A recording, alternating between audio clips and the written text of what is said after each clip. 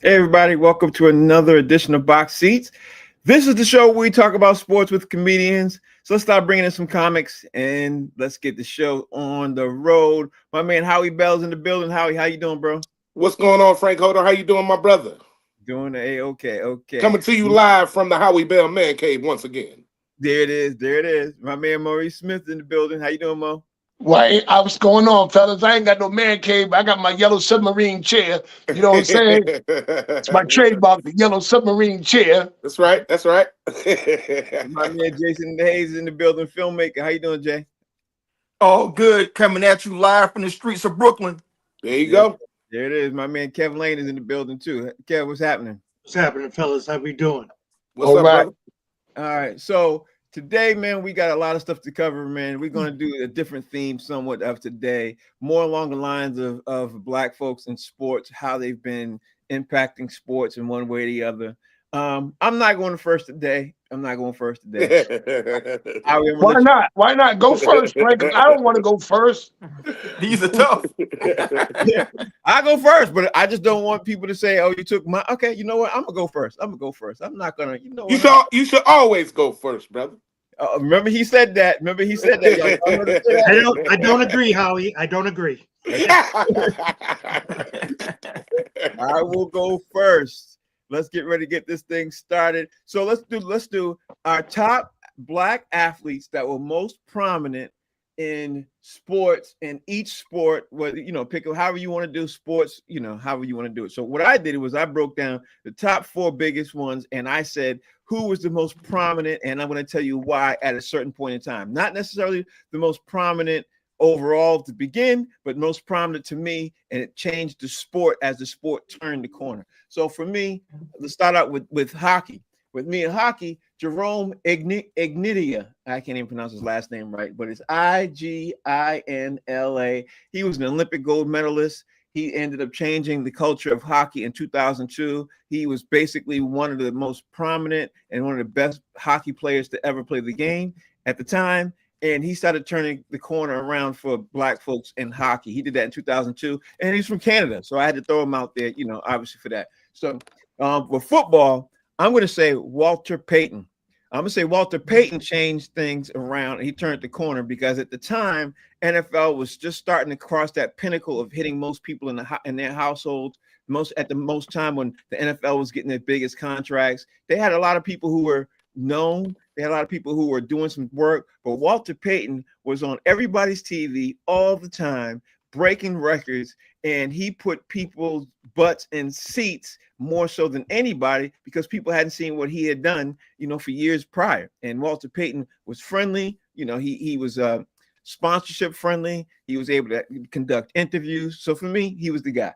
Not to take up too much time. The next one for me was Hank Aaron. And I say Hank Aaron because Hank Aaron, you guys remember at the time in the 70s when he started breaking records and stuff, he was doing work. And, I remember vividly watching him while he was, he had a home run and people were throwing stuff at him, on the field and things like that. And I thought the way he was breaking records and doing certain things around, America wasn't ready for that just yet, even though we had obviously had people break the color barrier in baseball before that at the time.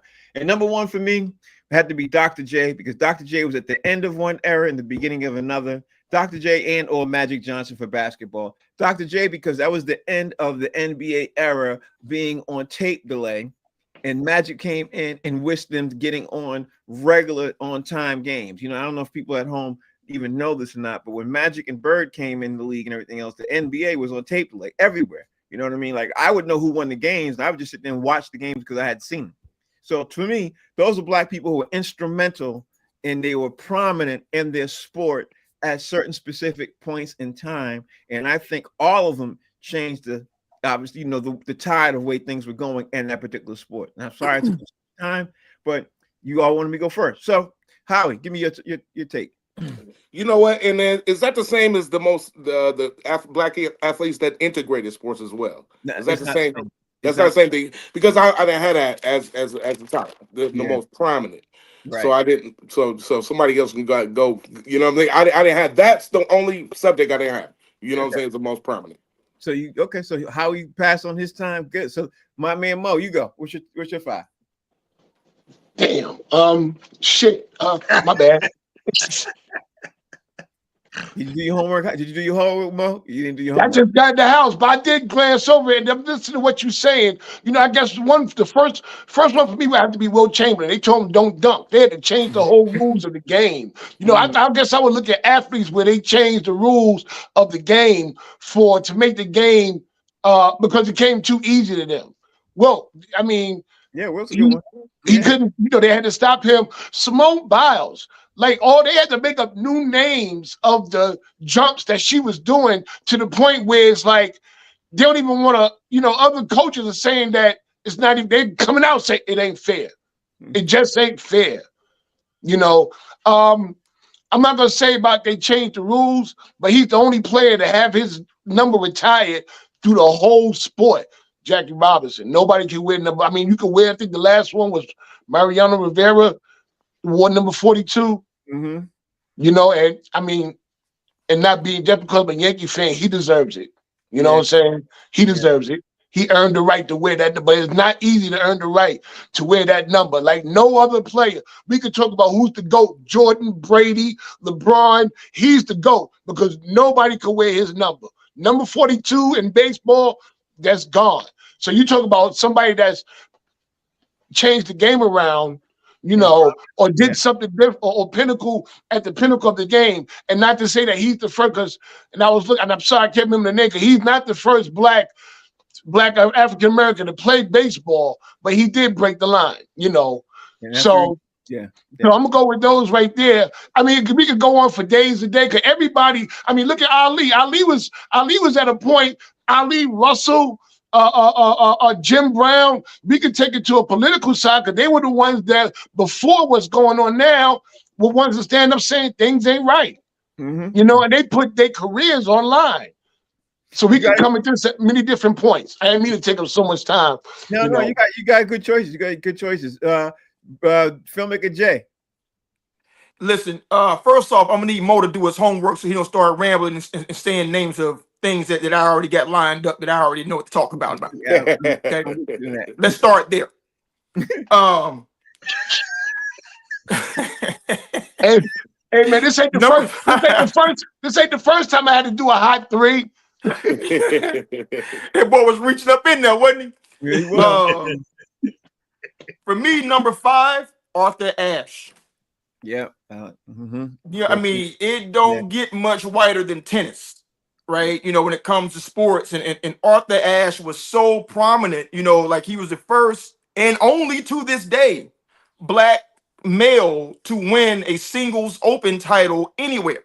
He won Wimbledon, he won the US Open, and he won the Australian Open, and to this day no other black man has done that, and that was like 1958, you know, sometime around there. So but for him, I mean, for me, he was prominent on 2 levels, not just the tennis front, but he was at the forefront of the AIDS crisis.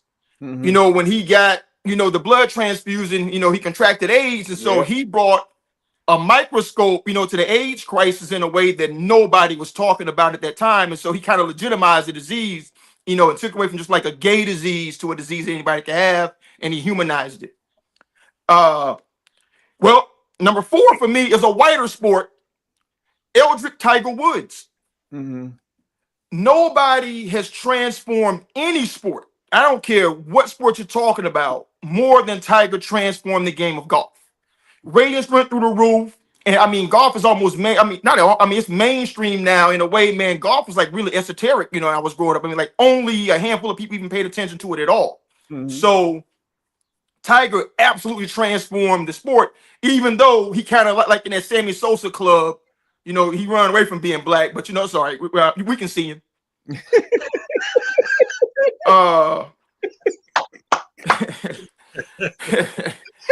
His name is Eldrick, bro. Your name is Eldrick. We can see Number 3, I'm gonna do the light work. I'm gonna go Jackie Robinson, because what more can you say other than this dude? This dude came into the most popular sport in America at that time. And because of what he did, that changed everything for a lot of people. Number 2 for me is Jesse Owens. Given what he did at the 1936 Berlin Olympics, right in front of Hitler and them, and all the Aryans talking about Aryan superiority, and he went up there and smoked the field 4 gold medals and said, "Take that back, marinate on that, bro." That's a real dude.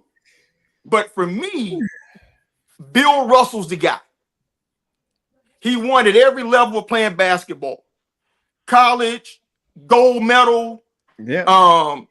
The NBA, 11 championships as a player, but one as a player coach. He was the first black coach in the NBA. You don't get more transformational than that guy. And he did it in Boston. Yeah, and hasn't been done since. Hasn't been done since. Well, you know why? Because they passed the rule saying you can't be a player coach. That's how dumb he was. They said, "Nah, we don't need no more of those, man. That's too uplifting." I gotta say, we can still see him so far. Has been the funniest line of the show. Yeah. So here we go. Hey, that's my 5 right there. Kev, give me Great your 5. 5. That was a good 5. That was funny. That was a good 5. Good, yeah. All right. Okay. I'm gonna keep it on the lighter side. I don't want to repeat his picks because Jay just killed it right there. But I'm gonna go with Jackie Robinson. He's already been said. I'm gonna go with Jim Brown. I thought that what he did was pivotal, and he didn't just do it in sports. He went into TV too, at a rough time. He actually had a production company with Richard Pryor. Sure did. Sure did. See that guy? What you gonna do? What you gonna do? Muhammad Ali was on my list. Even though he wasn't the first black, boxer out there that was pivotal in a whole lot of things, like the first black and what he did for the sport. He brought a lot of eyes to the sport. He stayed around for a long time, and I just think that what he did alone was just made him prominent. I'm also going to have to go with, did I say Jackie Robinson already? Yeah. All right. Well, and the other one was, you do know we get off at 5, right? Just Yeah. Okay. all right. Good time. Good time. I'm gonna have to go with my man, Dr. J. Dr. J, for how he, again, basketball was doing his thing before he came, but he was in the ABA and then came to the NBA and was doing things like, not just a dunk contest, but how he was just taking off and dunking on everybody. I think he kind of changed things a lot to make him prominent. Okay, so let's go back to the top of the list. The next part of the list is your top 3 best athletes that integrated. It doesn't necessarily have to be the best athletes who integrated overall, but your top 3 best athletes that integrated. And being that I'm going first, and I'm going to go first and just throw it out there because I want to make sure I pick things that people didn't pick. So I don't know if that happened or not, but we'll see. For number 1 for me, we'll see. Number 1 for me is Althea Gibson. Althea Gibson made history as the first black woman to play on both the women's tennis circuit and the ladies' professional golf association before the women's association was created. But she's best remembered by breaking through tennis in the 1950s, where she ultimately won 11 Grand Slams. That's number 1. Number 2 is got to be Wendell Scott. He became he was in World War II. He drove 495 races. He won the NASCAR circuit. And December 1st, 1963, in Jacksonville, Florida Speedway, he became the first African-American to win the NASCAR race. And they didn't crown him for hours, and I mean hours later, because they didn't want to be seen on television as a white woman handing him a trophy. So they would, that's my number 2. And number 3, it's got to be New York Knicks former Globetrotter, former New York Knicks, Nate Sweetwater Clifton. He was the first black player to ink an NBA contract. I thought that was huge. I had to throw that out there. So since that's my 3, Howie, give me your 3. All right, so man, let me tell you something. It's so many, but this guy really interests me, man. Larry Doby. Larry Doby. He was the second This guy's black good. man, the second black man to play in the major leagues, bro. And he was from Camden, South Carolina. Now he went through all kind of, during that time, of course, nothing's really changed. But during that time, all of We're going back. Don't worry. yeah, all the things that were going through back then. He actually played everything. He played baseball, football, basketball. I mean, he was like one of those all-American kind of players, man. He actually he played for a state team, and they went to the state championship, and they wouldn't let him play. He was the only black player on the team, and they wouldn't let him play in the state championship. So that was deep to me. But he actually won the Negro League World Series championship in 1946. Then he left, went to the Navy, and 11 weeks after Jackie Robinson, made his groundbreaking thing, he got picked up by the Cleveland Indians, man. And there's an amazing story about this guy, Larry Doby. And he also played pro basketball as well. Okay. The second guy I got, man, is Earl Lloyd. Earl Lloyd, the first black NBA player ever. Mhm. The first one. I mean, he got drafted not drafted, but he got picked up by the NBA in Rochester, New York, by the Washington Capitals in 1950. Played his first game October 31st on Halloween in 1950, and it was 3 years after Jackie Robinson that he did that first groundbreaking guy for the NBA. And he was famous for saying he did an interview I watched. It was so funny. He was like, when it was like asking him about racism, he was like, it's too cold up here to be mad at anybody. And I thought that was I thought that was I thought that he's like up here in Rochester, New York. So anyway, he won the 1955 championship with the Syracuse Nationals too.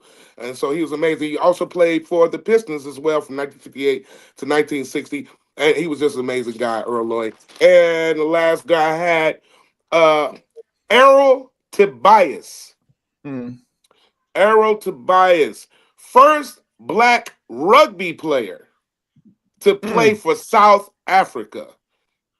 His story is incredible. He went on and did all kind of stuff. He won like 6 caps, is what they call them, doing between like 1981 and 84, and that was during apartheid and all that stuff. Man, he was groundbreaking, amazing, paved the way actually for other black athletes, in rugby and all that kind of stuff. Man, he was groundbreaking. Errol Tobias, man, those are my top 3 integrated, people And that that's thought you, integrated. Howie. They had a first in black ass Africa. Yeah, man, yeah. South Africa. Yeah. Well, Well, you know. That racism is Elvis. strong, boy. That racism is strong, brother. Super strong. Forget all these colored surround me. Man, you know what? Now I see why Howie didn't want to go first the last time. He was holding on to that right there. He knew what he was doing. You know what I'm saying? You set me up for the okie dokie. You know what I'm saying? Now all of a sudden I got to follow that. That ain't right, Howie. You should. I wasn't ready You for gonna the miss first recess. category. You gonna miss recess, Mo. He's a Say beast. it again. You gonna miss recess. You be sitting with the teacher for not doing your homework today. No, but my first is Wilma Randolph. You know what I'm saying? Because when I was in high school, I wasn't really a great football player, basketball player, but I could run Yeah. and I could jump. Because I did a lot of running from people when I was in Brooklyn coming up in the back of the day. I wasn't a good fighter for a long time, so I had to do a lot of running to get away. And I found out it paid off in the long run. I used to run the 440 to 220. They changed the names of them. And she was, for her what she did in the Olympics, it was phenomenal. We talk about Jessie Owens, but she was the woman that did it. Serena Williams. Mm-hmm. She wins and she has won on so many different levels. I mean, someone said about Russell, man, Serena wins. Serena wins too, and she picked her team and got her team together and went out there and broke records, set it off, and did those things. And she made tennis something more than what it was, even though we've had black women in tennis before, but she took it to the next level. And y'all were talking about Africa because I was doing some searching. I found a different search engine. Willie Dashiki Slim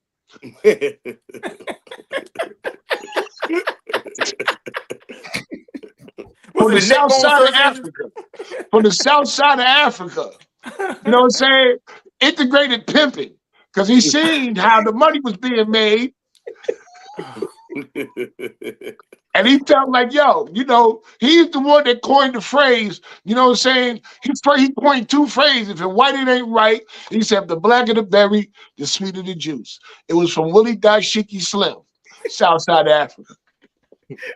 And he gonna rest on that. He gonna lend on that. Jay, can you follow that? That's tough. That's a tough one. That's tough. So I'm gonna get the obvious out the way. I had Althea Gibson, Frank, of course. You know, not only was she the first black woman, she was the first black person to win a Grand Slam title. She did it before Arthur Ashe did it. You know, she actually won a doubles title when she paired, you know, with this English woman, and then she won a singles title with women the following year. So she did it a year before Arthur Ashe did it. Number two, I had to put it down. Willie O'Ree, who was the first hockey player in the NHL for the Boston Bruins. Mm-hmm. How is the city as racist as Boston with all these black firsts? That's crazy. And what's crazy about his story is that he was Canadian. He was the youngest of 9, but his parents actually fled the South and fled chattel slavery. They fled to New Brunswick, Canada, and he learned how to play hockey. Mm-hmm. That's crazy.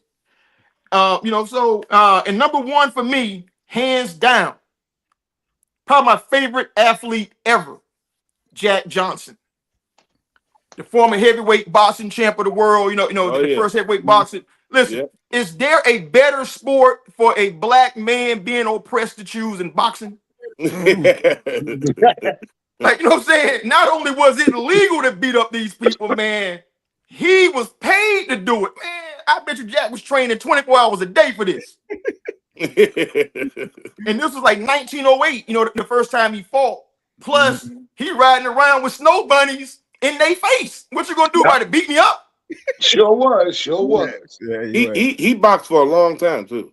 He did. You know, but in true U.S. fashion, they put some charges on him. Yeah. Mm-hmm.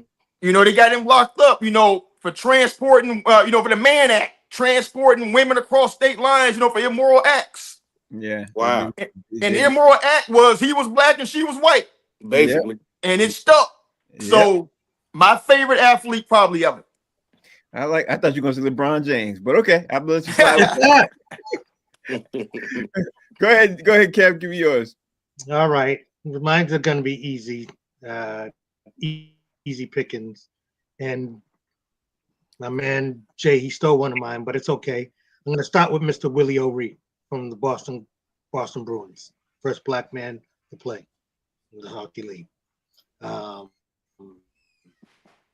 Integrated also, I'm gonna say Bill Russell.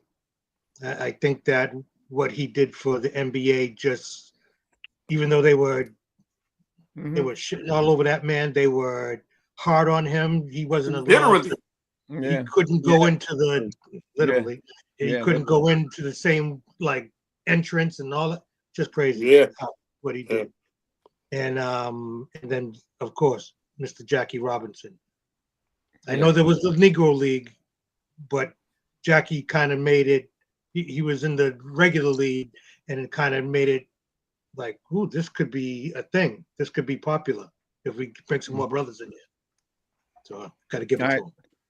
Like your list. All right, so now we're going to switch to the question that was posed yesterday. I kind of like this question: the top athletes that made money outside of sports. And that's the question. That's the statement.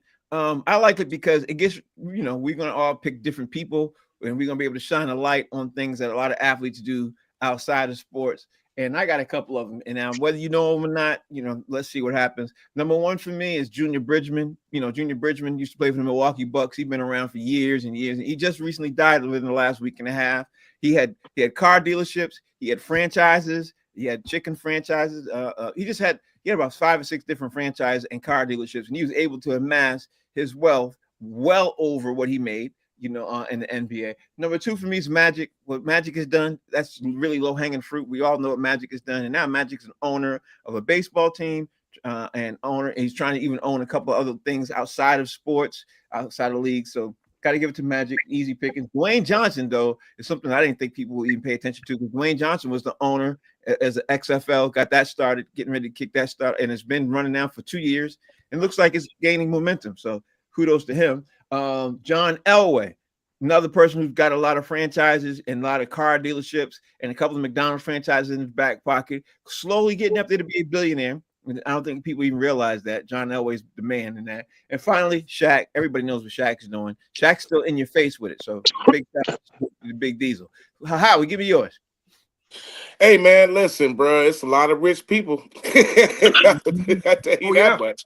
Yeah. I got kind of sick researching this. I'm like, why don't I have this kind of money? But anyway, somewhere in line in life, I went wrong. But Kareem Abdul-Jabbar, man, he made multiple millions after he left playing basketball as a book writer. He wrote comic books. He's a public speaker, actor, producer, film writer. I mean, it's amazing. He wrote biography. He did all kinds of. It's amazing his career after basketball. Kareem Abdul-Jabbar, man, I mean, just really did well for himself. Terry Crews. He had a football career with the Redskins, and I think he played for some other teams. His net worth right now is $20 million. Mm-hmm. Terry Crews is kicking ass. He never made this kind of money in the NFL. I mean, it's incredible what he's done as an actor. Michael Jordan, I got to say this, and I know that's low-hanging fruit, as you would say, but Michael Jordan, bro, he only made, I had to write this down, he only made $94 million playing basketball. Only. Poor him. Only. He has made $3.6 billion, bro, since he's left. That is an amazing. I had to sit back and that just floored me. I mean, he got so many business stuff. He got restaurants. He got a NASCAR team. He's part owner with the DraftKings. I mean, this guy's loaded in dough, man. Vinny Johnson. Detroit again. Plays for Detroit again. You know I got to do 1 and 2 from Detroit. Detroit. Listen, bro, have at least one. At least one. Maybe 2. This guy, man, he started a company called Piston Automotive. How about that? And he started that in 1995. This guy is worldwide. They make automotive parts. And he has become a billionaire, literally, since he left the NBA. His parts sell worldwide, and he's the largest black or minority-owned company in the world. How about that? How about that? Let me throw an asterisk on one of the things you said, Howie. Asterisk to Michael Jordan's mom, who convinced him to sign with Nike, which helped him get all those billions because he was getting ready to go to Converse. You know what I mean? And wow. No, wow. People know that either. But he was my last one, I'm sorry, I forgot. David Beckham.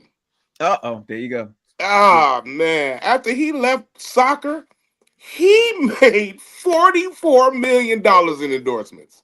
Mm-hmm. When he left soccer, and he signed a $33 million deal with Adidas as well. He did awesome for himself when he left soccer. So it's so many more, but I love the fact, and I admire athletes that can go on and start businesses and do that as well. You know what I'm saying? It's a lot more guys, man. But I just, this is right versus athletes who jump into the league and make a lot of money and then turn out to be broke. I can't stand reading about. Yeah, man, absolutely. Mo, give me yours. Well, I had the low hanging fruit. I had Shaq. Shaq owned everything. Shaq owned the Big and Tall. I used to be big, so I shopped at the Big and Tall. I knew Shaq. I know when he wearing his own stuff. I used to wear it too, and I was going to say Jordan also. But my award, I don't think nobody thought about this one. I don't know. He said athletes, and this dude was an athlete. Suge Knight. Mm-hmm. Even though he ain't got the money now, Suge Knight was a football player, wasn't he? Yeah, he was. And Suge Knight made a lot of money. Y'all can't deny that Suge Knight after sports made a whole lot of money. He sure Now, did. was he smart with it? No. But did he make it? You damn right he did. Suge Knight, baby. And I'm ending on that one. I think you could say Suge Knight did pretty well with himself. He did pretty well for himself. Yeah, He had some bad decisions. if he wasn't in prison right now, he still be caked up. Where we at? Jay, where you at? What you got? All right, let's go. Let's get the overlap out the way. Shaq, Shaq's made a whole lot of money post NBA. He's invested in a ton of companies, and he makes $14 million a year just doing TNT. You know what I'm saying? I mean, that's a lot of bread. Just talk trash. With Charles Barkley, and Shaq is worth like $500 million right now. So he's on his way towards the billionaire status. He's halfway there. He's a billion closer than me. Mm-hmm. Also, I got to put Serena Williams in. Serena's, because tennis players, they don't make a lot of money on the circuit like that. So almost everything that she makes is outside of tennis. So she has a clothing line. She has an investment firm. And she's worth something like $350 million herself. So that's somebody, definitely take note of. A sleeper is A-Rod, Alex Rodriguez. Yeah. He has like a company that he founded in the mid 90s, and he's worth like about 350 million himself. Now granted, he made a lot of money, but understand that whatever players make, cut that in half off the top. Government, Uncle Sam taking his. Yeah. So to be worth 350 million, he had to go make that up somewhere. Number 2, LeBron James, baby. I knew he was gonna say LeBron James. LeBron James, he's a billionaire still playing. Yeah. Right? And he's a billionaire. He's 14th in terms of highest paid players in the NBA right now. So to get that status, that means he's made a lot of outside business decisions, that are fueling that $1 billion status. And number 1 for me, Magic Johnson. Mm-hmm. And I want to say Magic Johnson, even though you had him, Frank, I remember that press conference in 1992. Mm-hmm. And when he made that press conference, giving, what AIDS was in this country at that time, here he had HIV, I thought Magic was out of here in 2 weeks to like 2 or 3 months. So the fact that he's even still here is incredible to me. And Magic is worth $1.5 billion himself. Mm-hmm. And also, he is a shining example that you don't have to be articulate to be rich. Wow. Listen, I like Magic how is you terrible on the elocution, fellas. Y'all heard that dude talk. Stop. I love how you always do the low hanging bam. You hit him in the nuts. I love that. T Ward said something to Howie Bell. Howie, this is what T Ward said. He wrote on Instagram right now. He said, I'm at Kevin Hart's studio getting interviewed about the Dunbar heist with me. Howie Bell and Spanky lived upstairs from the business that people who pulled off the robbery were laundering their money. So I don't know we dry stitching. God damn, I didn't know that became public information. T Ward, shit. And he put it out there like that, so T Ward did that, man. How you wanted to say 1 second think about that before I jump to Kevin? Yeah, we used to live on Crenshaw, literally across from Lamar Park, in a spot called the Carter. We used to call it the Carter from New Jack City because that's how wild it was. It was an abandoned apartment building, man, and all of us lived up there. Me, Spanky Hayes, Joe Blunt, T Ward, man, and yeah, all kind of shit went down. T Ward, I don't know anything about that criminal shit. I don't know anything about that. I'm on the record.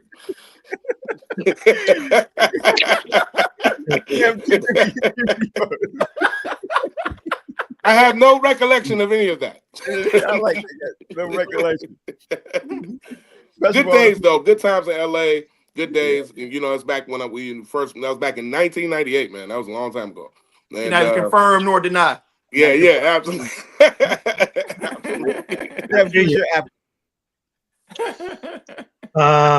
Well, some of mine have been taken, but it's all good. It's all good. I'm gonna start with Junior Bridgman. That, like you said, Frank, a lot of franchises, a lot of hands, and I mean, he was a decent player. One of my favorite players from that era. But after he left the league, didn't hear anything about him because he was busy. He was busy making loot. Nobody mentioned my man George Foreman with the George Foreman. Yeah, that's know right. about that. Yeah. That dude's an animal. A lot of people said Magic, and I would have to agree because it's from the restaurants, movie theaters, everything. It's like everything Magic touched, even after he was afflicted with that disease, he just turned everything to gold. Of course, Michael Jordan, the sneakers, you mentioned it, I think, Frank, about the NASCAR or his racing car league or car in the league. Mike, what can you not say about that dude? And Carmelo Anthony. He has his hands in a lot of tech businesses, different things where it's like he hasn't even reached that pinnacle of where he's gonna be, billionaire status, because all of those things that he has his hands in, they're all on the climb. He's about to be. But so Kev, as for Magic, I don't think Magic ever had HIV. I think Magic had the high five. He thriving out here, bro. The high I five. can't find He got stronger once he got HIV, man. You know What too? I want to say a fun fact. I was that George Foreman thing with the Foreman grill. Yeah. It was up between him and Hulk Hogan. Mm-hmm.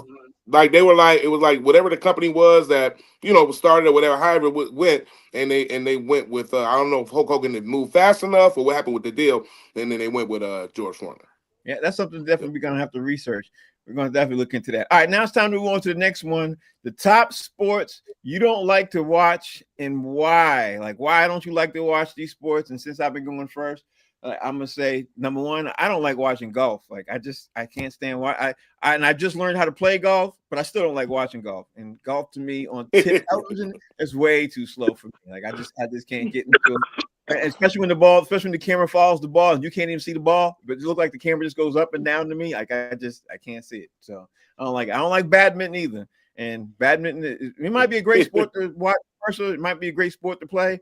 I haven't done neither. Can't do it. Tried it on TV twice. Can't do it.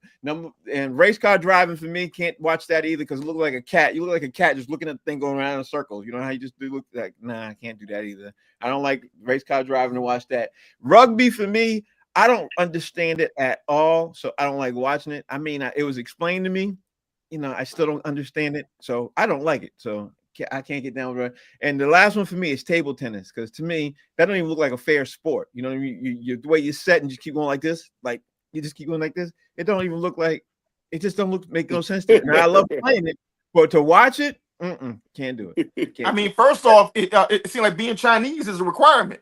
Yeah, definitely. You gotta have the eye speed, the hand-eye coordination.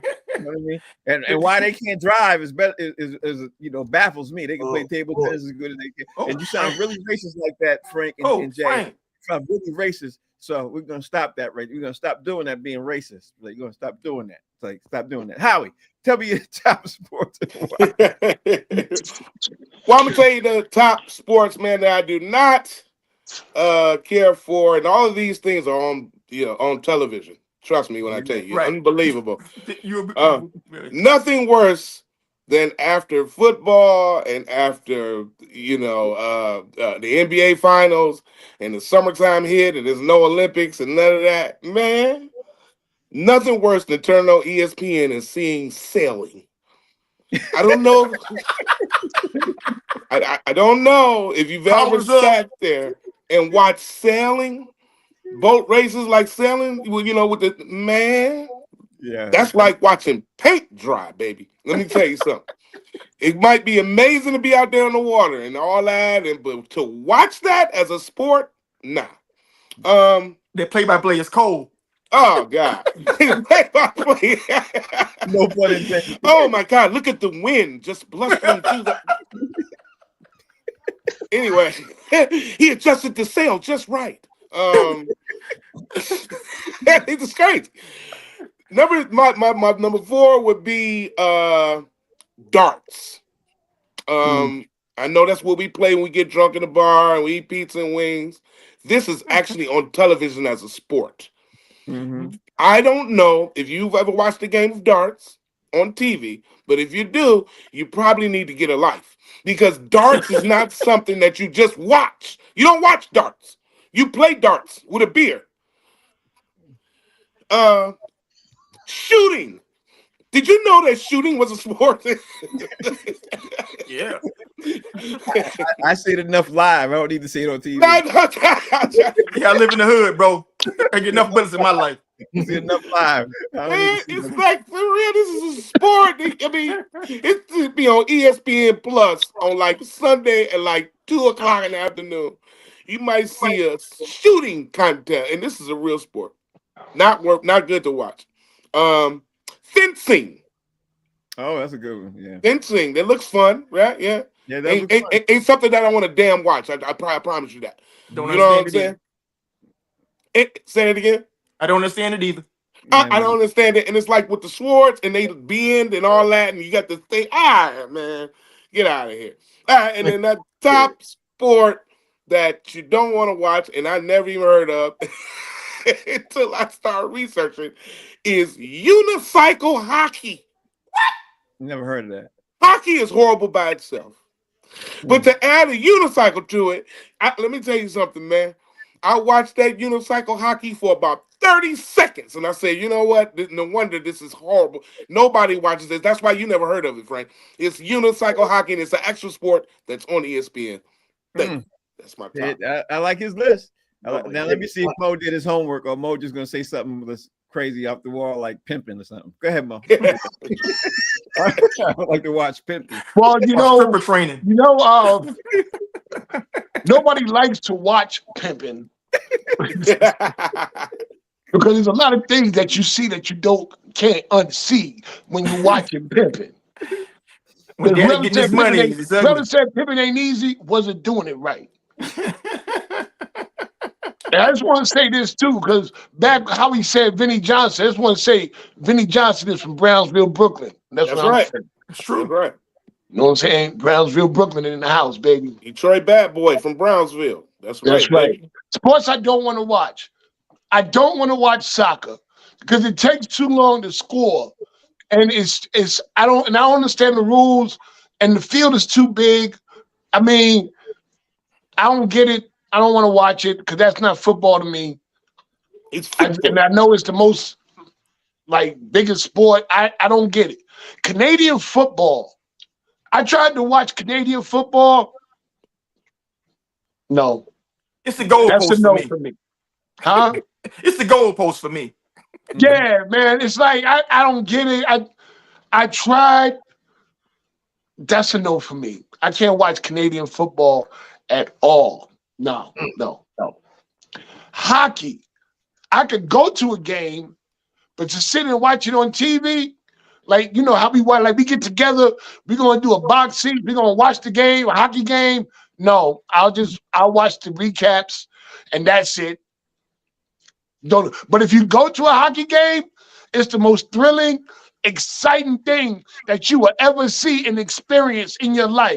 And I learned that working at TD Garden. But to watch it on TV, that's a no. I don't even know what's happening. Everybody's name ends in vowels. And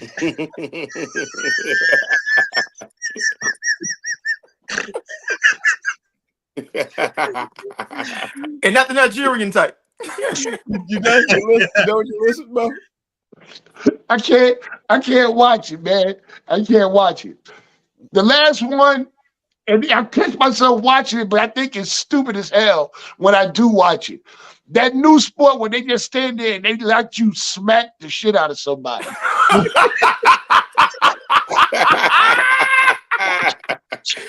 They be on the ground like this right here. I think people actually watch that shit though. Oh my God. I watch it, but I'm saying this. I guess I'm not saying I wouldn't watch it. It's like it's just so stupid you watch it. That's what I'm trying to say. It's just so stupid Like, we'll watch it on YouTube, but would you really buy a ticket? Yeah, Just show me the No, highlights. you're not going to no right, slap and right, shout right. contest. Right, Mhm. right. that's probably the only sport you watch and you sit there and say, "Dag, he really took that." You know what I mean? No, did he? Yeah, right, Took it to the right, face. right. That's my right. list. No, okay, Jay. I don't know how you top that list, Jay, because that was hilarious. I don't know how you top that. For me, I'm gonna start with my bonus one. My bonus one, I don't like MMA or UFC.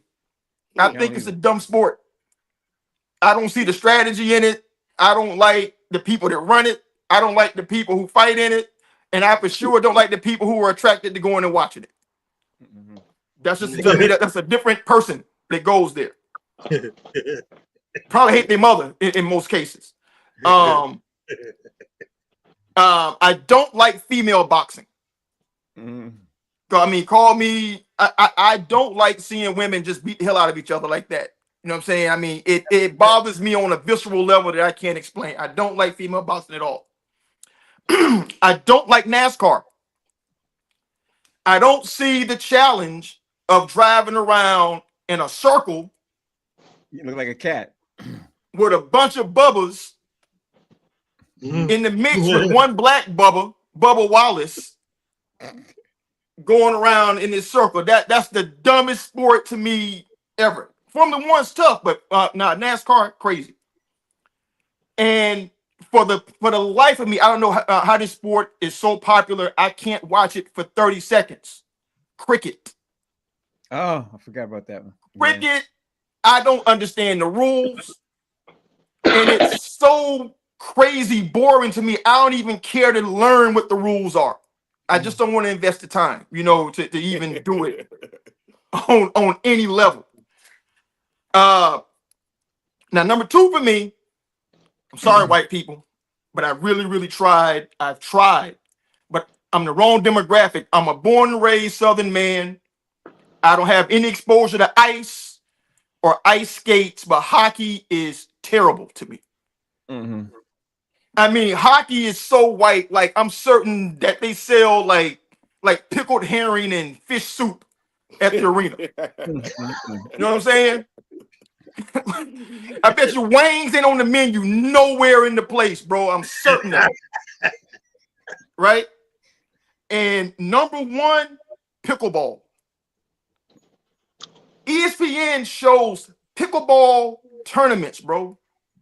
And they're talking, and they're trying to hype up people that are not athletic. Look at no. Stop it. Pickleball is trash. Stop it now. I like your list. Jay. I like your list. Kev, give me your list. Okay. Now I'm going on. I think I'm going with the day and age that we're in right now. So mine's might be a little bit controversial, but it is. I don't like to watch soccer.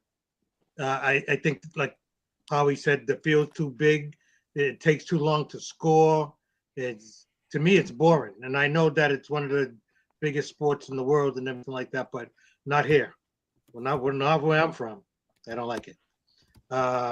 Golf, even though it's kind of fun to play it. Like, I've only played miniature golf, and that's fun. But to watch a golfing tournament and you got to be quiet and no, not for me. In today's age, I don't like watching boxing anymore. Boxing, period. It feels like, and it looked like to me, like there's always a fix in some That's very true. Where someone, you're looking at it and you say, "Yo, he won that fight," and then they go and call it a draw or something. Used to be on Wild Worlds of Sports and different things. Now it's just like pay-per-view to see that. No.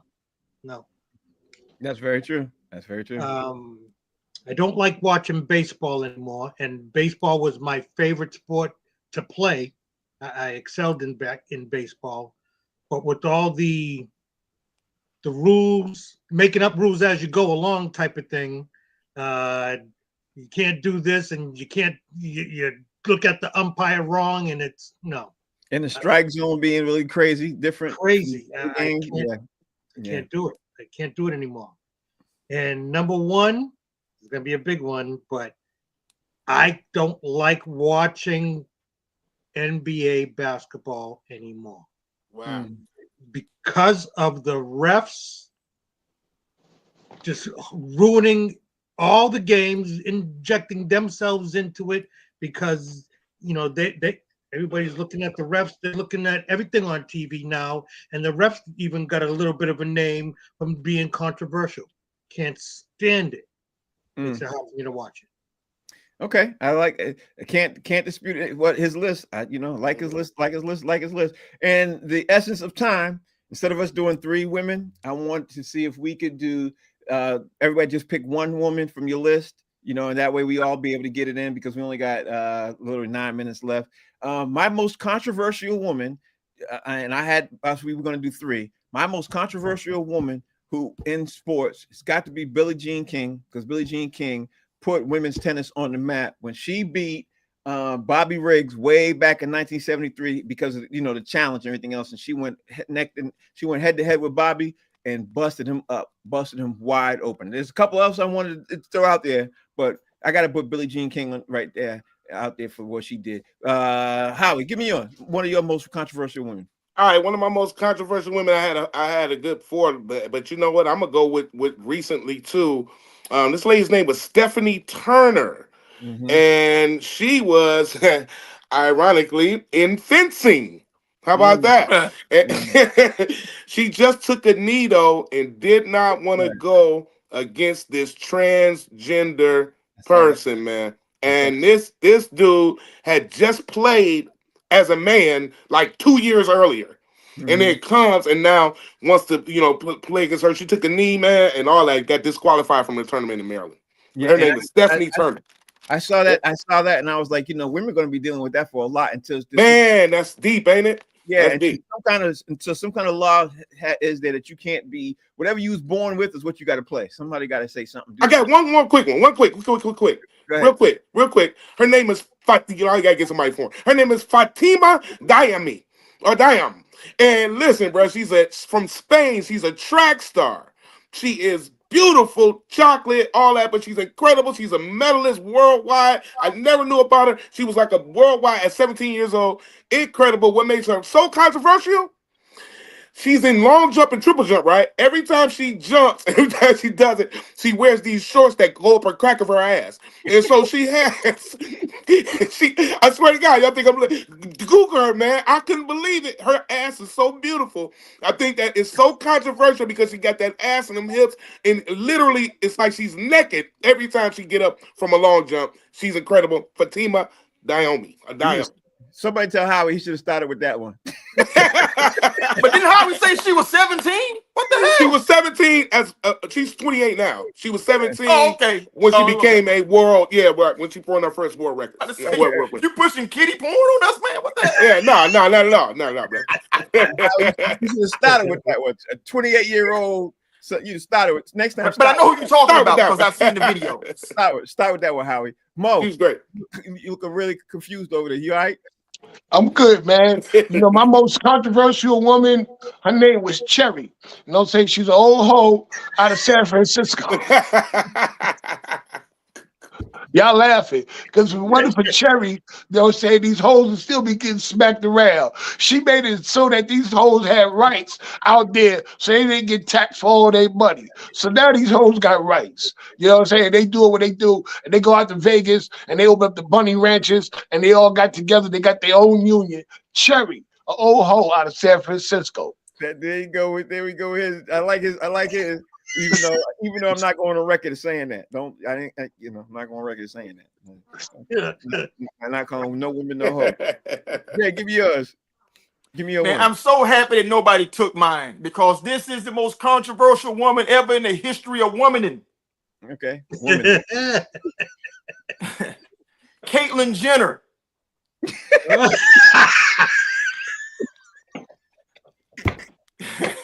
The rules were Caitlyn Jenner who born a woman and played as a woman. That was the rule. No, you said most controversial woman. Yes, she did. Yes, she Caitlyn did. Jenner won Woman of the Year at ESPN, bro.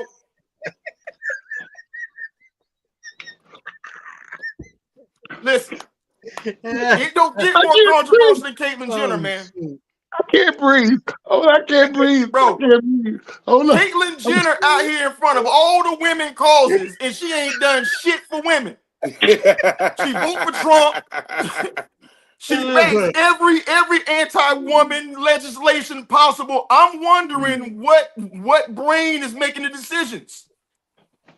Okay. Is it the woman, or is Bruce still in there? You know, forcing the issue. I knew somebody was gonna throw out a transgender. I just knew it when you were doing the show. I don't know. I don't know. But Jay, that's a good pick. That's a good pick. Listen, I don't understand Caitlyn. Is all I'm saying. I'm okay. I'm with you on that. I'm with you on that. Kev, can you close us out with that one? You got a Caitlyn Jenner follow up? I can't even touch it. Mine was gonna be the young lady who was playing in the WNBA, and she's African herself, but she called the team a bunch of monkeys. Liz Cambridge. Wow. Cambridge. I thought that she's just a hot mess, regardless of how pretty she might have looked at the time or whatever. No, she's a mess. She's a Okay, mess. so for all our women viewers out there, please forgive the man up here calling you hoes and transgenders and all that stuff. Please forgive us. We want you to continue to watch the show. Some of them didn't get the memo that we ain't trying to disrespect women out here. We ain't trying to do that. We ain't trying to do that. No disrespect. I'm calling Caitlyn Jenner into question about those Bruce-like decisions that she's making. And Cherry told me what she did for a living. She told me, she said, I'm just an old hoe from San Francisco. You was just with it. I get it. Listen, I understand. You know, I understand. Everybody got an old hoe in their family. No, they do not.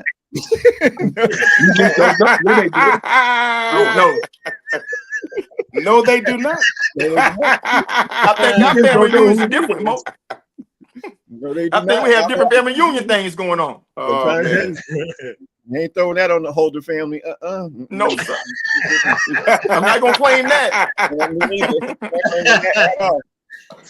Now, if you had said everybody got a closet hoe, then maybe that you don't know. You know what I mean? You don't know. But well, what is a closet? Oh, if she in the closet, that means she be doing it for a while. Closet. You know, it means you don't know about it. You talking about genuine professionals, though, Mo? Yeah. We ain't talking about that. You talking about union card carriers? Yeah, we ain't talking about that either. We ain't talking about, y'all always trying to bring it home on the box seats, man. I appreciate y'all doing that, man. Anyway, we get ready to wrap this up and get ready to roll up out of here. Howie Bell, tell everybody out there how they can follow us, bro. Always, man. Howie Bizzell, HOWIE or just Howie Bell, man. You can follow me. I'm always posting. I'm always talking. I'm always available, baby. There it is, my man Mo. Yeah, listen, I just dropped a new video on my Dysfunctional Ref on Instagram. You know, please follow it. At Dysfunctional Ref. If you like it, say something, comment, share it. That's his own page. And in the next 2 days, I'm gonna be dropping like about 3 or 4 more videos each day. Thanks to my man Rodney Perry for showing me my way around and doing my thing. So yo, Dysfunctional Ref got 2 episodes up. Get ready to do next episode 3 real soon. There it is, my man Jason Hayes, filmmaker. Follow me at JD Hayes, fan base, the Black People site. There it is, Kev. Right here on Human Milk Box Seats, baby. Thank y'all for watching, man. We're gonna be back tomorrow. Tomorrow's Friday, so we're gonna be back tomorrow at 5 o'clock. Next week I'm gonna be in LA doing this from next week. So I'll be doing it from LA, and it'll be different. We're gonna get obviously some different comics along with the comics that we already have. So it's gonna be interesting to see who we can pull into this and everything else. But again, we'll be back tomorrow, 5 to 6 Eastern Standard Time. Thank you all for watching. We appreciate y'all. See y'all tomorrow. Thank you. Bravo, Thank you, man. Good show, fellas.